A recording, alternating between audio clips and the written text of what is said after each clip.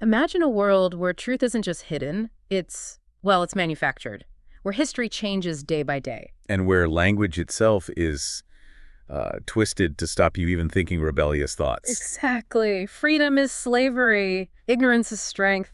That's the world we're diving into today, George Orwell's A 1984. truly seminal work. Our mission here is to really dig deep, go beyond just the plot summary, and pull out the core insights from this incredibly powerful novel. Yeah, it's a book that fundamentally shaped how we talk about totalitarianism. And we're going to look closely at the mechanisms Orwell described: power, truth, identity. How it all works, or rather how it breaks people down. Right.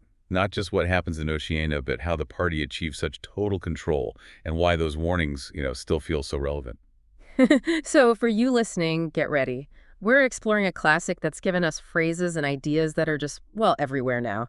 We're talking about this terrifying society under the thumb of Big Brother and the party, where independent thought, personal freedom, it's not just discouraged, it's actively hunted down, eradicated. And it's the way they do it. It's not just boots on the ground, although there's that too with the thought police. It's this deep psychological manipulation. Which brings us straight to Winston Smith, our protagonist. Just an ordinary, low-ranking party member in this superstate, Oceania. And his job? Well, the irony is thick, isn't it? He works at the Ministry of Truth. Right. And his task is literally rewriting the past, altering historical records, newspaper archives. Making sure everything matches whatever the party line is today. It's chilling. It's not just censorship as we might think of it. It's the outright destruction of objective reality.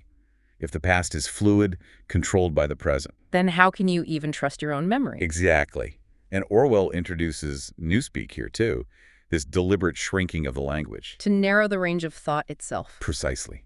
If you don't have the words for heresy or rebellion, the idea is you can't even form the thought. It's control at the most fundamental level. So Winston, he's part of this machine, but inside, he hates it.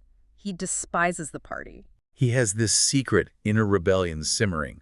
Just a flicker of wanting something real, something true. That small spark of defiance, just holding on to his own perception of reality, that's what kicks off his whole story. And it highlights something crucial, even in that suffocating atmosphere, that human desire for truth, for connection, it can still exist.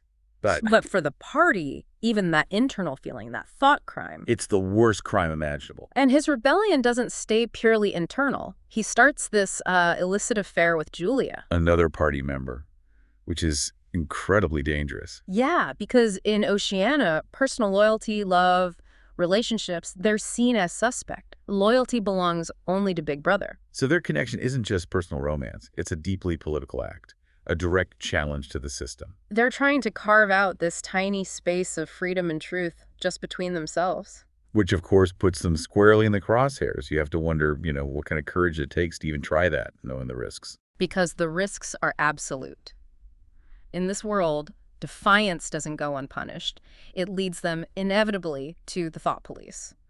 Caveat. And then the Ministry of Love, again, the name. Just dripping with that Orwellian irony.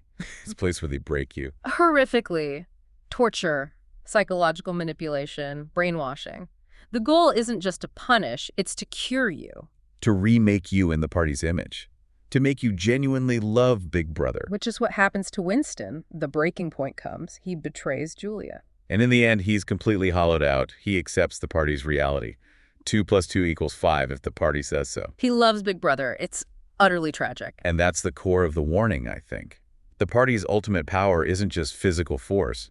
It's the power to invade and rewrite the human mind, to destroy your sense of self, your connection to reality. Winston's final state is this terrifying demonstration of ideological control, completely obliterating the individual. And that concept Orwell gives us doublethink. Right, the ability to hold two completely contradictory ideas in your head at the same time and believe both.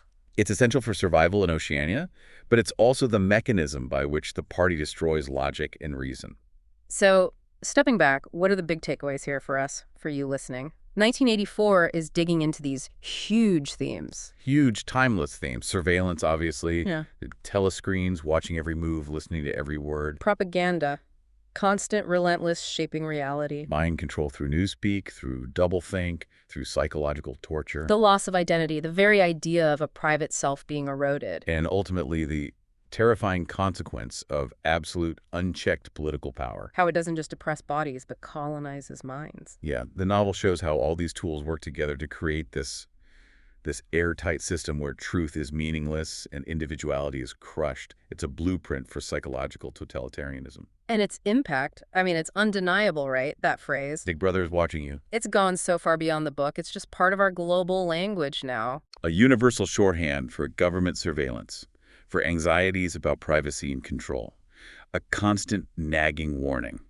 So this deep dive hopefully gives you a real sense of these critical ideas and why they haven't faded away. If anything, they feel more relevant than ever.